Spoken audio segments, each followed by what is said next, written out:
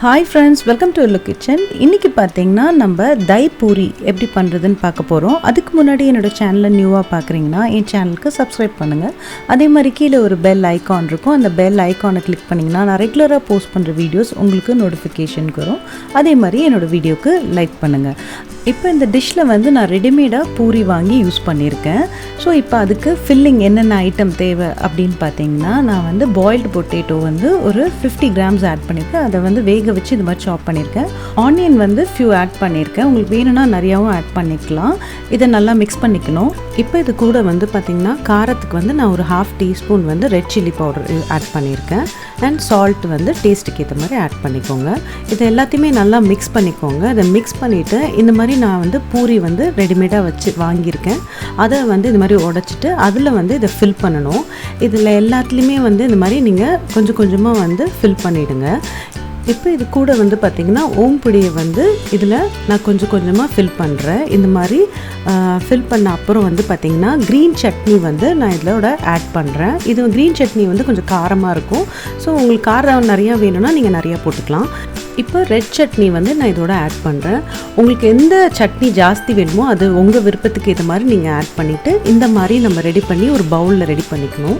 இப்போ வந்து கர்ட் வந்து பார்த்திங்கன்னா நான் 1 கப் எடுத்திருக்கேன். இதை நல்லா இந்த மாதிரி நல்லா பீட் பண்ணி நல்லா ஸ்மூத்தாகிடும். இது வந்து பார்த்திங்கன்னா ஒரு க்ரீம் மாதிரி கண்டென்ட்டில் வரணும். அந்த அளவுக்கு நல்லா பீட் பண்ணிவிடுங்க. இதை பீட் பண்ண அப்புறம் பார்த்திங்கன்னா உங்களுக்கு நல்ல ஒரு ஸ்மூத் ஃபீல் அதில் தெரியும். அதை தான் நம்ம வந்து இதுக்கு யூஸ் பண்ண போகிறோம். இப்போ பாருங்கள் இது நல்லா ஸ்மூத்தாக பாருங்கள் இந்த மாதிரி இருக்கும். இப்போ இதை வந்து நான் வந்து இந்த பூரி மேலே இதை ஆட் பண்ண போகிறேன்.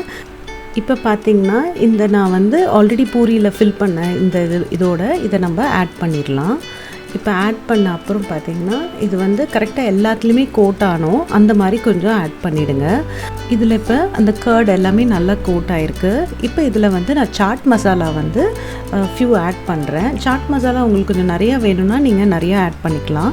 நான் வந்து ஒரு 2-3 பிஞ்ச் தான் ஆட் பண்ணுறேன். நம்ம சாட் மசாலா போட்டால் தான் இது வந்து நல்லா டேஸ்ட்டாக இருக்கும். ஸோ கண்டிப்பாக இந்த டிஷ்ஷுக்கு வந்து இந்த சாட் மசாலா ஆட் பண்ணோம். இது கூட ஓம் பொடி வந்து ஃபைனலாக மேலே வந்து நான் இந்த மாதிரி தூவி விடுறேன். இப்போ இதில் கொஞ்சம் கொத்தமல்லியும் நான் வந்து க்ரீன் சட்னியும் இதில் ஆட் பண்ணுறேன். க்ரீன் சட்னி காரத்துக்கு ஏற்ற மாதிரி நீங்கள் ஆட் பண்ணிக்கோங்க. அப்புறம் ஸ்வீட் சட்னி வந்து கொஞ்சோண்டு ஆட் பண்ணுறேன். இது வந்து ஃபைனலாக இந்த மாதிரி நீங்கள் கோட் பண்ணி கொடுத்தீங்கன்னா ரொம்ப டேஸ்ட்டாக இருக்கும். இது வந்து இப்போ ரெடி ஆகிடுச்சு.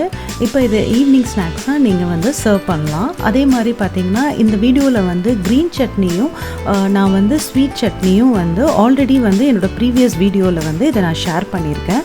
அதோட லிங்க்கை வந்து கீழே இருக்க டிஸ்கிரிப்ஷன் பாக்ஸில் நான் ஷேர் பண்ணுறேன். இதை கண்டிப்பாக ட்ரை பண்ணி பாருங்கள். உங்களுக்கு என்னோடய ஹெல்லோ கிச்சன் சேனல் பிடிச்சிருந்தா லைக் பண்ணுங்கள், ஷேர் பண்ணுங்கள், சப்ஸ்கிரைப் பண்ணுங்கள். மறக்காமல் கீழே இருக்க பெல் ஐக்கானை கிளிக் பண்ணுங்கள். தேங்க்யூ.